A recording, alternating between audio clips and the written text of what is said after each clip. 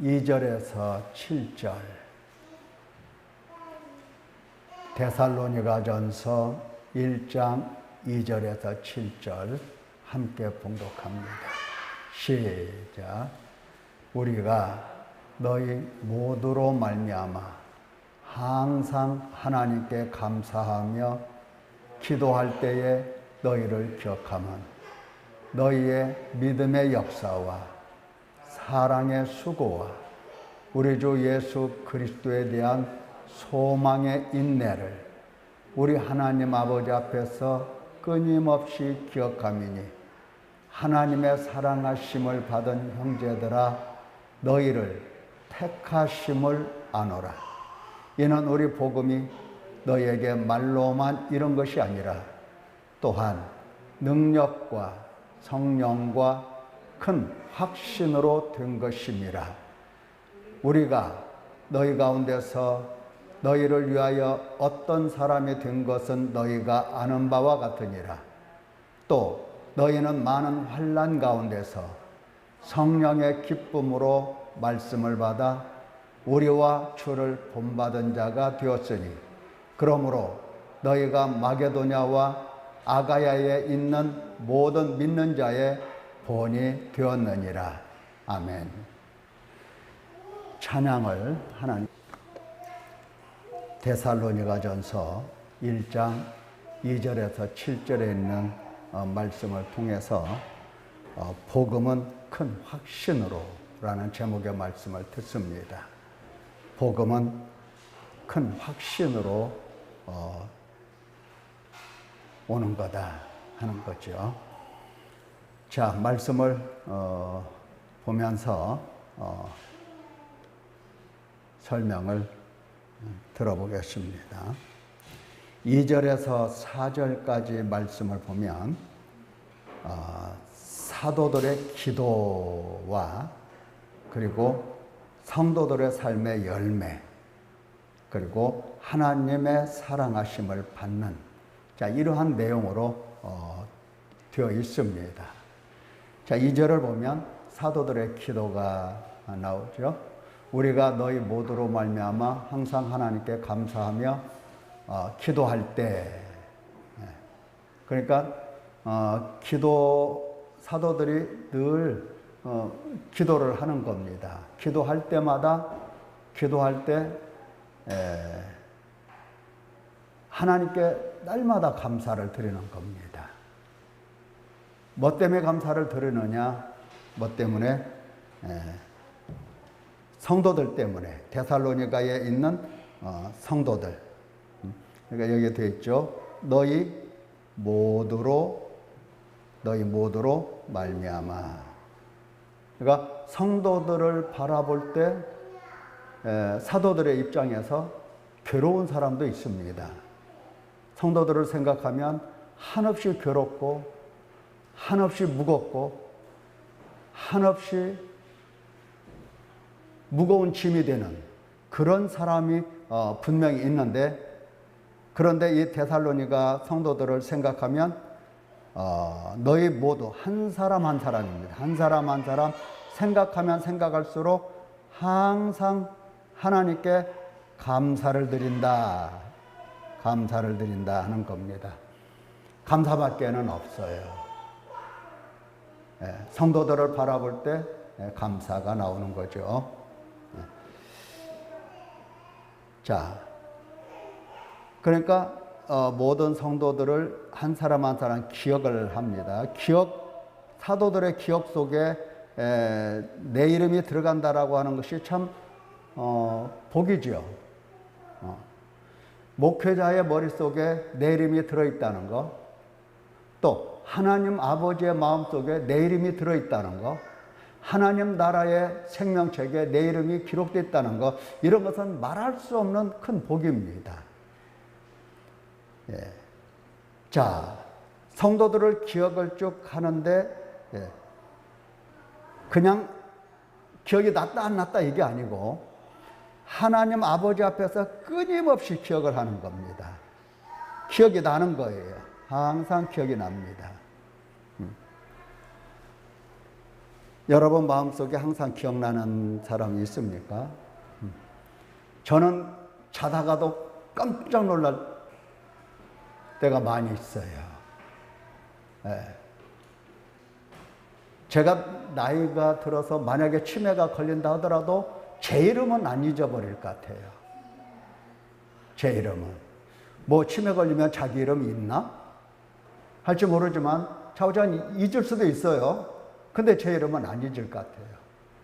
왜냐하면 우리 하라가 저한테 할아버지 이렇게 안 불러요. 물론 그렇게 부를 때도 있는데 김정우 이렇게 부릅니다. 김정우 공부해 공부 이런다고요.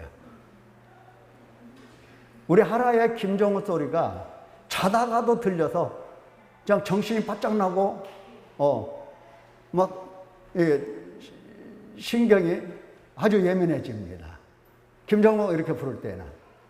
이게 이제 자다가도 그 정도 되니까 지금 머릿속에는 김정우가 여기 박혀 있어요. 치매가 와도 잊어버리지 않을 것 같습니다.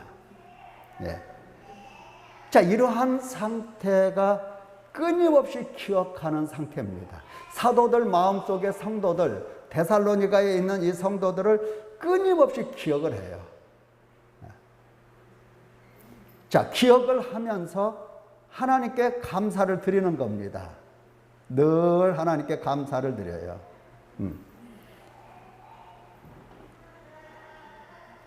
하나님께 감사는 우리 보통 사람들은 어떻게 드립니까?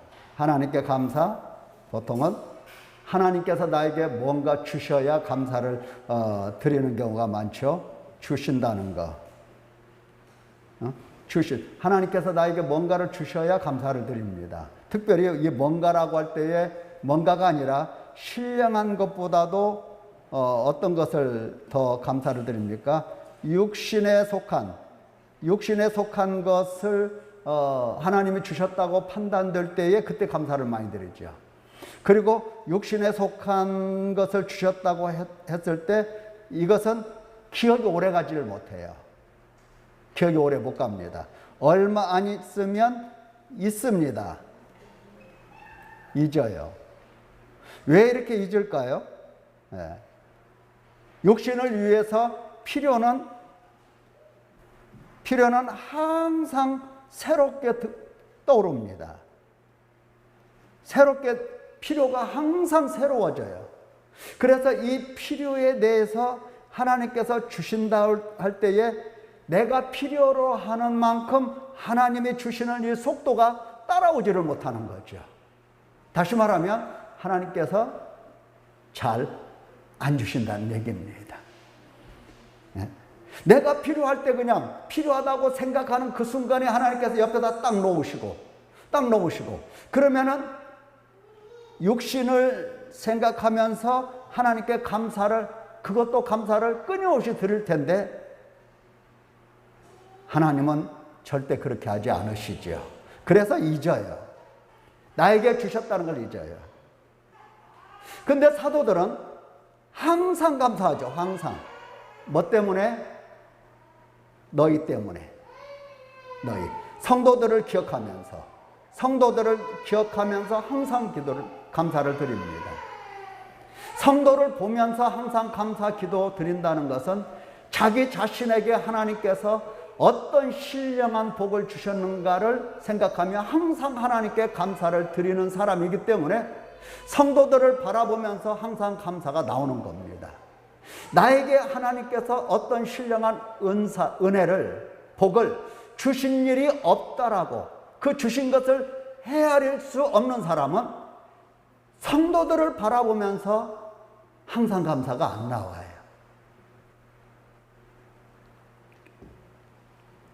사도들이 대단한 사람입니다. 그냥 사도가 아니에요. 대단한 사람들입니다. 바울 사도 대단한 사람이에요. 자, 그러면 그 성도들을 바라보면서 이처럼 늘 기억하고 늘 하나님께 감사드릴 수 있다라고 하는 것은 사람이 말이죠. 어떻게? 그 사람만 생각하면 하나님께 감사가 나오고 또 그 사람 생각해서 기도하고 어떻게 그럴 수가 있어요.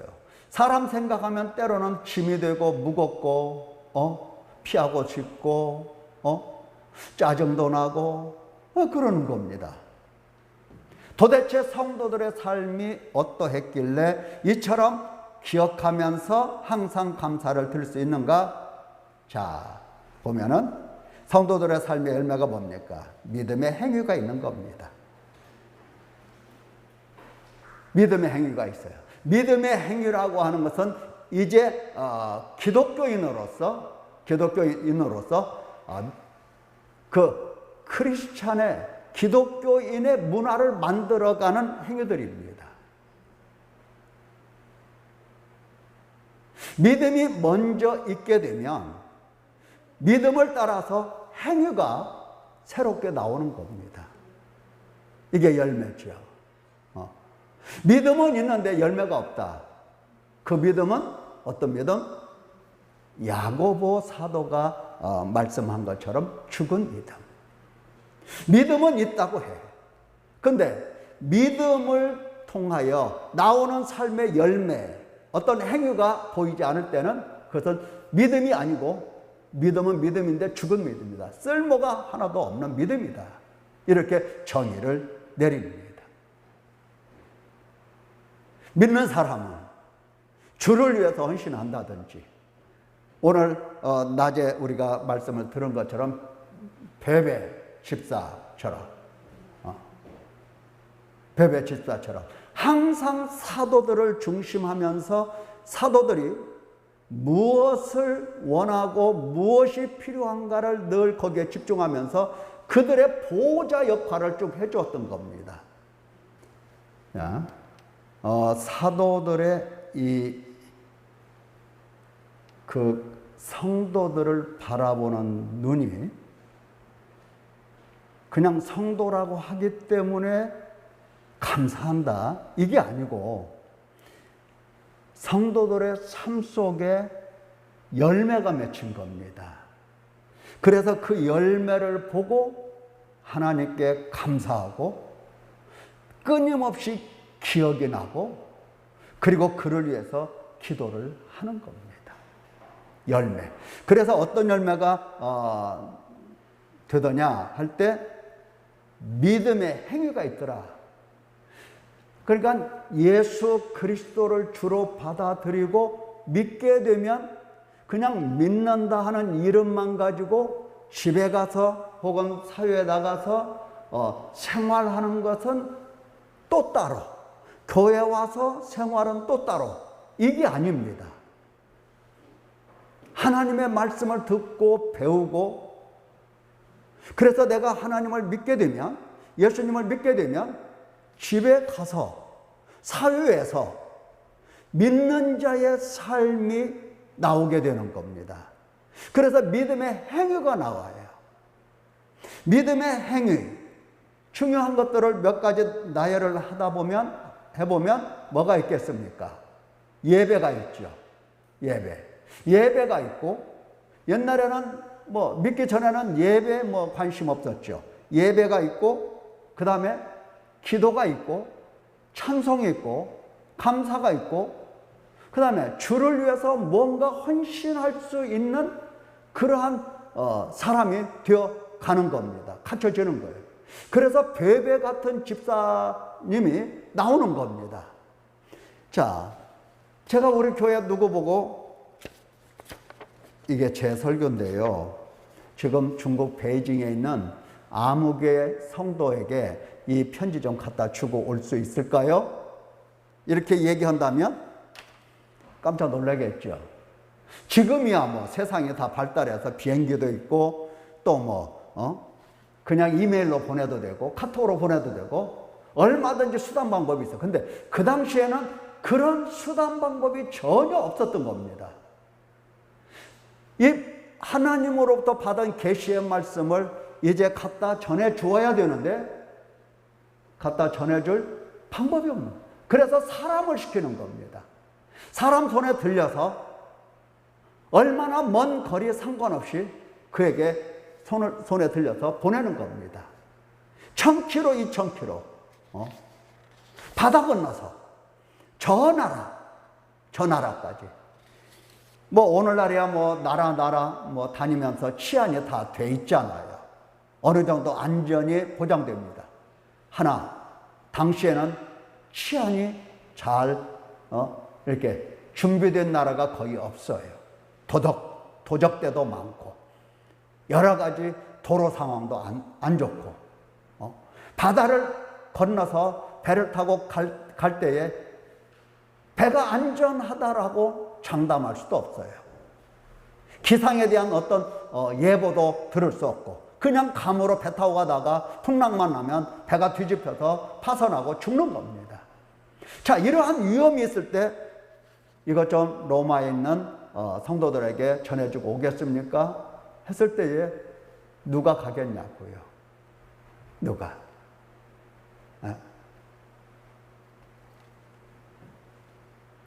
그러나 믿음의 행위가 있는 사람들은, 믿음 있는 사람들은 예하고 가는 겁니다. 예하고 가는 거예요. 따질 것도 없어요. 나에게 이것을 주신 것은 바울이라는 그 사람이 나에게 준 것이 아니라 하나님의 종이고 하나님께서 나에게 이 사명을 맡겨주신 거다. 믿음 때문에 판단을 그렇게 하는 겁니다. 믿음 때문에. 믿음 때문에 하나님께서 나에게 주신 사명으로 보고 그 사명을 가지고 생명을 걸고 갖다 전해주는 겁니다. 이렇게 해서 로마에 도착을 한 거라고요. 하나님이 보살펴 주셨죠. 로마에 도착했을 때 성도들에게 잘 좀 영접하고 로마서를 기록하고 로마서 끝부분에 16장이 마지막 장이죠. 16장에 베베 이야기를 하는 겁니다. 왜? 베베 손에 이 로마서가 들려 있으니까. 만약에 베베가 말이죠. 이렇게 바울이 기록한 이 편지를 가다가 힘들어서 못 가겠다. 다시 집으로 가자 했으면 로마서가 지금 이 땅에 남아 있을까? 없을까? 알 수 없는 거예요. 베베가 말이죠. 편지를 가지고 나 이거 못 하겠는데 뭐 이거 읽어보니까 뭐 몇 장 안 되네 뭐 이거 뭐 꼭 필요할까? 해서 이것을 소홀히 여기고 그냥 너무 짐이 되니까 내버리고 혼자 집으로 돌아왔다. 오늘날 로마서가 있겠어요? 없겠어요? 로마서가. 믿음의 행위는 나라는 한 사람의 개인 삶에서 그치는 게 아니고 믿음의 행위는 자자손손 모든 사람들에게 큰 영향을 미칠 수가 있는 겁니다. 그게 믿음의 행위예요. 만약에 여러분 중에서 정말로 예수님을 알게 됐어. 그래서 내 자녀들에게 믿음을 잘 가르쳐주고 심어주고 믿음에서 흔들리지 않도록 늘 돌봐주고 이렇게 해서 돌봐줬다. 근데 그가 장가가서 아이를 낳는데 이 아이가 지 부모의 믿음을 다시 유산으로 받아서 그야말로 위대한 신학자가 되었다. 이럴 수도 있어요. 이럴 수도 있어요. 디모데 같은 일꾼은 어떻습니까? 외할머니의 믿음이 어머니의 믿음으로 되고 내려와서 어머니의 믿음이 이 디모데에게 열매가 이렇게 맺혀서 하나님의 일꾼으로 바울 사도에게 있어서 없어서는 안 될 귀중한 동역자가 되는 겁니다. 이러한 믿음의 행위들이 반드시 있어야 되는 겁니다.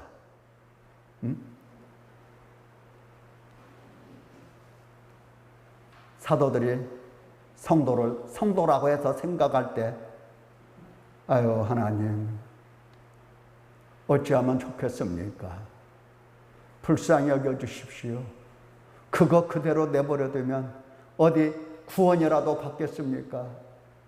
아버지여 불쌍히 여겨주시고 그 마음속에 어두움을 내몰아주시고 빛으로서 하나님의 말씀을 하나하나 새겨주셔서 이 땅에 사는 날 동안 믿음의 사람이 되게 해주십시오.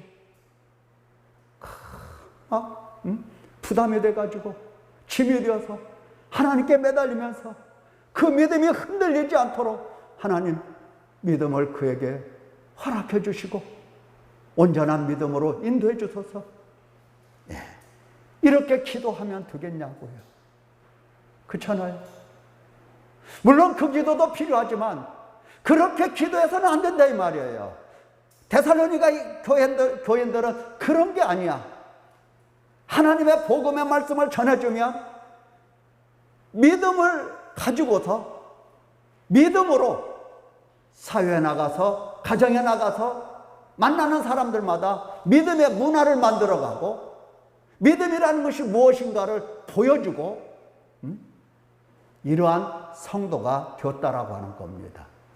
믿음이 있기 때문에 이 믿음 속에는 사랑의 수고가 따르는 겁니다. 이 행위 속에는 수고가 따르죠. 무언가를 행하려고 할 것 같으면 수고가 필요한 겁니다. 고생이 되는 거예요. 그 고생을 마다하고 나 편하게 나 몰라라 나 편하게 이렇게 생각하면 안 되는 겁니다. 믿음의 행위는 사랑의 수고를 낳고 사랑의 이 수고 속에서 사랑의 수고가 없으면 문제가 생기는 게 뭐냐면은 예수 그리스도에 대한 소망과 인내가 없게 됩니다. 수고를 통해서 이 땅에 사는 할 동안은 내가 이렇게 수고하는 거고 내가 이렇게 힘든 거고 정말 이 땅에 사는 날 동안 내가 이렇게 힘들어야 되나 라는 생각을 갖게끔 수고를 하는 겁니다. 그러면 예수 그리스도에 대한 소망이 생기게 되는 겁니다. 수고 없이는 소망이 생길 수가 없어요. 소망이 생기고 그리고 인내가 동시에 소망이 있으면 인내가 따라오기 마련입니다.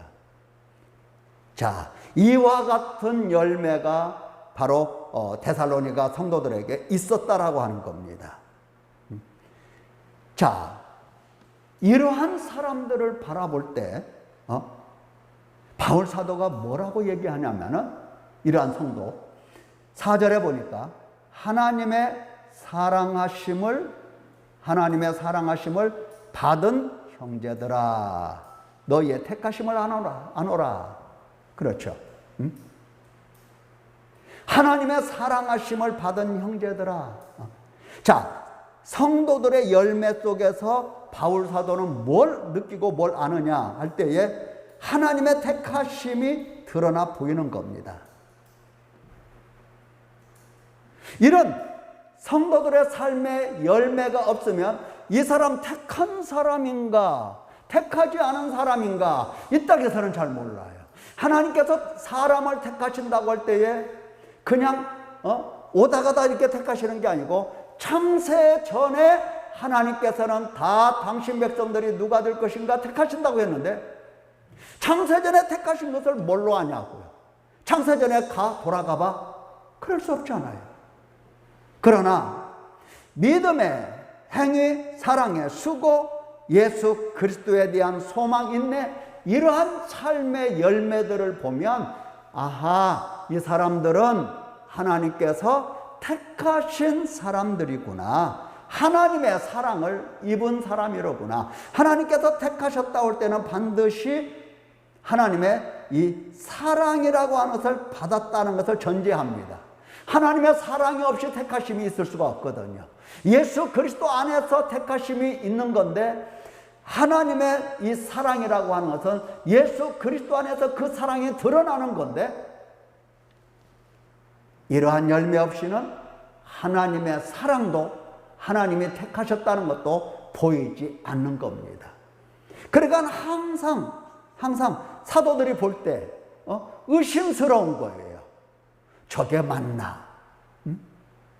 여러분 생각해 보세요. 여러분의 자녀들 말 안 듣고 정말 나도 안 닮고 누구도 안 닮고 아무도 안 닮은 것 같아. 그러면 이거 맞나? 그런 생각도 해요. 이거 맞나? 예. 그런 거예요. 택하신 사람인가? 하나님의 사랑을 받은 사람인가? 도무지 알 도리가 없어요.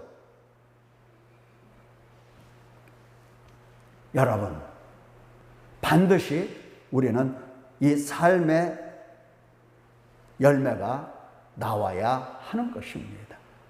그게 나와야, 그게 보여야 됩니다. 안 보이면 안 되는 거예요. 자, 성도의 이 삶의 열매가 어떻게 맺히는가 그 과정을 한번 살펴보자고요. 예. 자, 열매 맺는 이 과정이 오묘합니다. 첫째는 사도들의 목숨 걸고 하나님의 복음의 말씀을 가르치고 전하는 이러한 일들이 있더라라고 하는 겁니다. 여러분 생각해 보세요. 이 사도들, 사도들이 그냥 하루아침에 사도 됐습니까? 아니죠. 네. 이 사도들을 예수님께서 정말 십자가에 못 박혀 죽으시고 부활승천하시고 성령을 내려주시기까지 사도들을 항상 지키고 보호하고 가르치고 항상 이렇게 전해주고 붙들어주고 기도해주고 베드로 같은 경우는 이 사탄이 막 데려가려고 했었잖아요. 그때 그를 위해서 예수님은 기도하셨습니다. 절대로 그런 일이 없도록 기도해 주셨어요. 사도들이 이렇게 해서 사도가 된 거고, 사도들의 믿음이 정금 같은 믿음이 된 겁니다. 하나님의 손으로 이렇게 자라난 사람들이에요. 이 사도들이 목숨 걸고 어떻게 하다 복음을 가르치는 겁니다. 복음을 가르치고 복음을 전했어요. 예, 매우 중요한 겁니다. 이것은 하나님이 하시는 일이에요. 사실은 사도들을 통해서 하나님께서 이와 같이 복음을 전하시고 가르치시고 하신 겁니다. 이때 이 복음이 말이죠. 복음이 사도들이 가르치고 하는 거니까 그 사도들이 가르칠 때 입으로 가르쳐야 되잖아요. 말로 가르쳐야 되잖아요. 그런데 복음은 말로 일반적인 지식과 달리 이 말로써 전달되고 지식이 쌓여가고 그러지가 않습니다. 사도들이 말로 전하지만은 사도들이 말로 전할 때에 여기에 하나님의 능력이 함께 하신다는 겁니다. 하나님의 능력이 함께 하시는 거예요. 뿐만 아니라 성령 하나님께서도 역사하시는 겁니다. 주로 성령 하나님께서 역사하시죠. 하나님께서 능력으로 함께 하셨다라고 하는 것은 특별히 사도들에게 이게 사도들이고 사도들이 증거하는 말씀이 참 진리의 말씀인 것을 증거하기 위해서 표적이 많이 나타났어요. 그래서 능력이라고 얘기를 한 겁니다. 우리가 듣고 배우는, 교회에서 듣고 배우는 이 모든 말씀은 이미 하나님께서 그 능력으로 이 말씀이 진리의 말씀이라는 것을 이미 증거하고 증거가 끝난 말씀들이에요. 더 이상 능력이 필요하고 그러지는 않아요. 하나님께서 온전하게 모든 능력을 다 하셔서 이게 진리의 말씀이라고 증거를 하셨고 이게 사도들의 말씀이다. 사도들의 말씀은 곧 하나님의 말씀이다. 선지자들의 말씀은 곧 하나님의 말씀이다. 이렇게 능히 다 증거를 마친 상태입니다. 그래서 우리가 듣고 배우는 이 복음은 하나님의 능력으로 된 것입니다. 네, 여기 나오죠. 말로만 이런 것이 아니다. 우리가 전하고 가르치는 복음이 말로만 이런 것이 아니라 능력과 성령과 큰 확신으로 된 것임이라 그랬어요. 그러니까 능력이 함께하고 성령께서 증거하시고 그러니 큰 확신을 가지지 않을 수가 없는 겁니다. 너희에게 큰 확신이 갖게 되는 겁니다. 복음을 증거하는 사도들도 물론 말할 것 없이 큰 확신을 갖게 되지만 복음을 듣고 있는 너희도 큰 확신을 갖고서 복음을 받아들인다 하는 겁니다. 예. 자, 그들이 어떻게 이렇게 큰 확신을 갖게 되었는가? 어떻게 능력이 함께 했는가? 성령께서 왜 이들에게만 이렇게 역사를 했는가? 할 때에 그들은 너희는 많은 환난 가운데서 견딜 수 없는 환난입니다. 사도들도 다 환난 다 당했어요.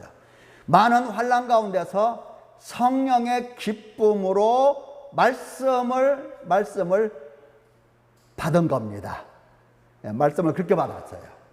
성령이 기뻐하시는 대로의 말씀을 받은 겁니다. 성령께서 누구를 기뻐하시겠습니까? 어떤 사람을 기뻐하시겠습니까? 그냥 아무나 기뻐하시는 게 아니에요. 성령이 기뻐하시는 사람은, 하나님께서 기뻐하시는 사람은 말씀을 받을 때에 죄를 찾고 죄에 대해서 마음을 찢고 하나님 앞에서 탄식하고 회개하는 사람, 하나님은 이 사람을 기뻐하십니다. 말씀을 듣고 배울 때에 그거 나 다 아는데요? 나 그거 다 지켰는데요? 나 11조도 했고 나 금식도 하는데요? 내가 10법도 다 지키는데요? No. 그런 사람을 기뻐하는 게 아닙니다. 하나님의 말씀을 딱 들을 때에는 먼저 뭐를 배운다? 죄를 배우는 겁니다. 우리가 지난 시간에도 배웠죠? 하나님께서는 먼저 죄를 가르쳐 주십니다. 그리고 두 번째는 이 죄에 대하여 어떤 결과가 올 것인가, 이것을 하나님께서 일러주세요. 죄의 삭은 뭐라고 있죠? 사망이죠. 멸망이죠. 저주죠. 심판이죠. 하나님의 진노밖에 없어요. 이것들을 가르쳐 주세요. 지옥 형벌까지 다 가르쳐 주세요. 그러면서 하나님은 돌아오라고 하시는 겁니다. 돌아오라고. 베드로를 하나님이 기뻐하셨어요. 그렇죠? 베드로가 주님 걱정하지 마세요. 내가 주와 함께 죽을지언정 결코 주를 부인하지 않겠습니다. 이때 예수님이 기뻐하셨습니까? 아니죠. 그거 믿음이 아니라고 그랬어요.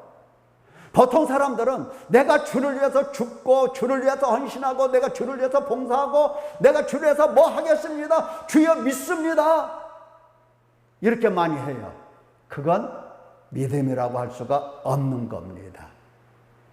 여러분들이 기회가 되면 뭐 양지라도 가서 신학생들이 모여서 기도할 때 그 기도하는 소리를 한번 들어보세요. 어떻게 기도하는가? 정말 간 떨립니다. 하나님이여, 이 온 세계를 저에게 주십시오. 막 이렇게 기도해요. 온 세계를. 대단하잖아요. 그런데 하나님께서 기뻐하시는 기도는 그게 아니에요. 온 세계가 아니라 죄를 발견하고 내가 죄인인 것을 의식할 수 있는 사람, 죄인의 깊은 의식으로 들어가는 사람, 이런 사람을 기뻐하세요.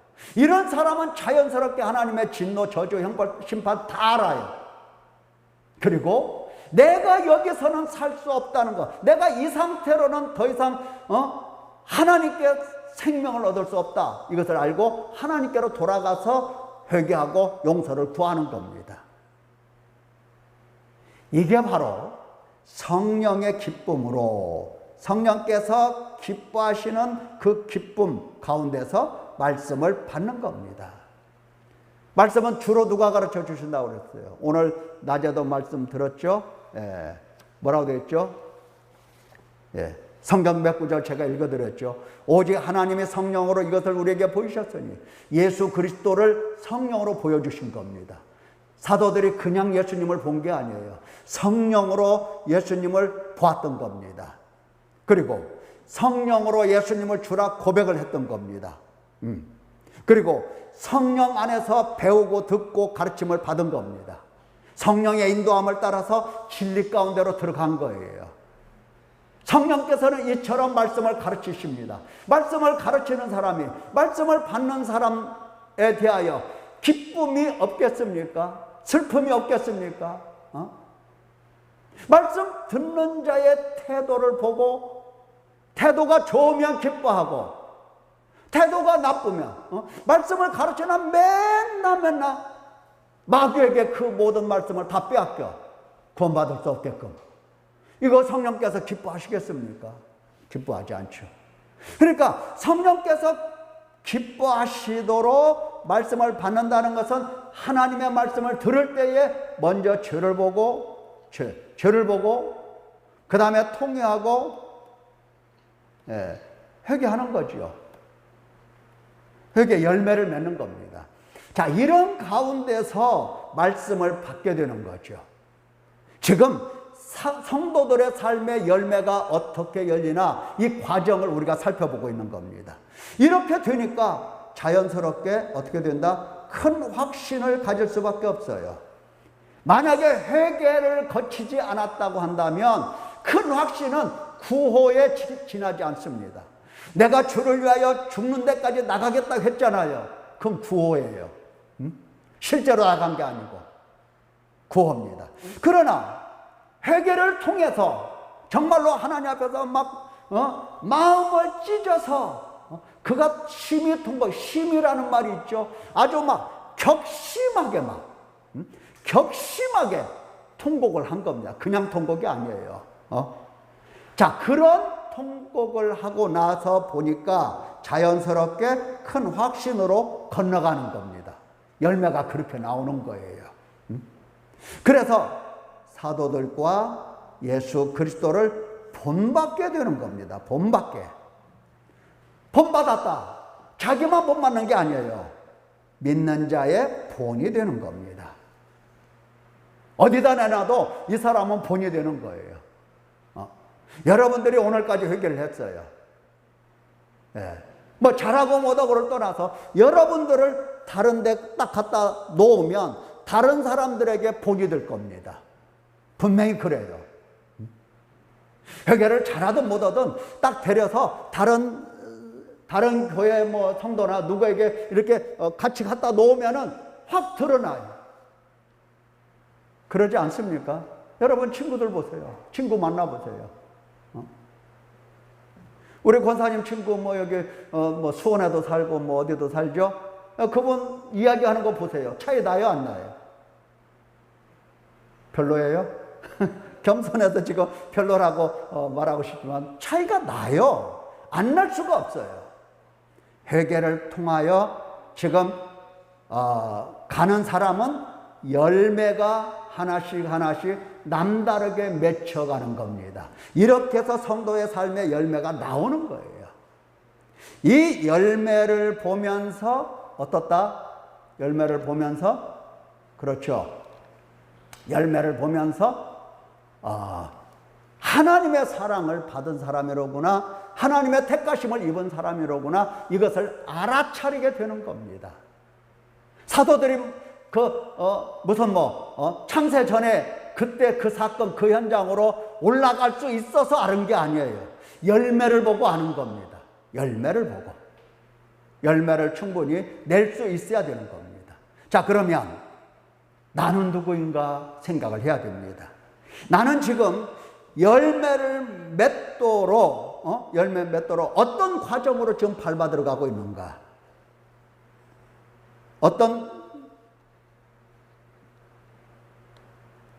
자, 보십시오. 사도들이 목숨을 걸고 복음을 가르치고 전한다. 이거 우리에게도 해당이 되죠. 우리가 지금 가지고 있잖아요, 이 성경을. 그렇죠? 또 이 성경은 이미 하나님의 능력으로 증거가 다 된 말씀이라고 그랬어요. 그러니까 능력이 부족한 게 아니에요. 내가 하나님 말씀을 이해하고 깨닫는 데 있어서 하나님의 능력이 안 나타나서가 아니에요. 나타났어요, 다. 이미 증거가 다 된 거예요. 이것도 우리에게 해당이 되고, 그 다음에 성령이 우리에게 오셨어요, 안 오셨어요? 안 오셨으면 문제죠. 안 오셨으면. 그러나 성령이 우리에게 오셔서 어떻게 하십니까? 교회를 세우고 교회를 통해서 말씀을 가르치고 말씀을 들을 때마다 찔리게 하고 찔리게 하시고, 그리고 자꾸 죄를 알아듣게 하시고, 그러면서 예수님을 자꾸 듣게 해주시고, 성령께서 지금 우리와 함께 하십니다. 맞죠? 근데 문제는 4번입니다. 4번. 성령의 기쁨으로 말씀을 받는 게 아니기 때문에 지금 1, 2, 3번 하나님이 이렇게 종일토록 손 벌리고 있고 이렇게 하나님께서 종일토록 가르치고 계시는데 열매가 보이지 않는 것은 성령의 기쁨으로 말씀을 받는 일이 이게 미심쩍다는 겁니다. 아까 이 성령의 기쁨으로 말씀을 받는다는 게 뭐였습니까? 말씀 들을 때 죄를 본다고 그랬어요. 죄를 본다고 했어요. 그리고 통회한다고 그랬어요. 그리고 회개의 열매를 맺는다고 했어요. 이게 말씀을 받는 태도예요. 왜? 모세가 시내산에서 하나님의 말씀을 받고 백성들에게 다 가르쳤을 때에 그들이 광야에서 왜 죽었냐? 여러 번 말씀드렸죠. 말씀이 없어서 죽었어요? 하나님이 없어서 죽었습니까? 아니잖아요. 우리가 말씀을 지키리이다 각오도 있었어요. 근데 뭐가 없었어요? 회개가 없었던 겁니다. 여전히 마음속에서는 애굽을 두고 있었고 애굽에서 두고 온 우상들이 지금도 이 마음속에 있는 겁니다. 애굽을 떠나왔어도 지금 여기에 애굽을 찾는 사람들이고 과거를 청산을 못했어요. 과거를 끊어내지 못했어요. 과거의 우상도 끊어내지 못했어요. 다시 말하면 죄를 보지 않았다는 거, 통회하지 않았다는 거, 회개의 열매가 없었다라고 하는 거. 자연스럽게 죽는 겁니다. 그럼 말할 것도 없어요. 죽어요. 확신은 무슨 큰 확신? 모세가 눈에 안 보이니까 바로 무엇을 만들어요? 우상을 만들지 않아요. 바로 즉시로 우상 만들어요. 큰 확신 물 건너간 겁니다. 예수 그리스도를 본받는다? 있을 수가 없어요. 믿는 자의 본도 안 되고. 여러분, 광야에서 죽은 사람들 보면 믿음의 선조들 뭐 이렇게 본받고 싶다 이런 생각 듭니까? 아니죠. 한 번도 그런 생각 안 들 겁니다. 본이 안 되는 거예요. 본이. 어떤 과정을 밟아야 할 것인가. 지금 하나님의 하시는 일은 지금 이렇게 명확하게 드러나고 있어요. 근데 내가 밟아야 될 과정, 이것을 자꾸 놓치는 겁니다. 이것을 놓치는 거예요. 이것을 힘을 써야 되십니다. 여러분들이 이 문제를 힘을 써야 그 다음에 큰 확신에 이르게 되고 예수 그리스도를 본받는 사람 되고 믿는 자의 본이 되는 것입니다. 이와 같은 성도가 되시기를 예수님의 이름으로 축원합니다. 기도하겠습니다.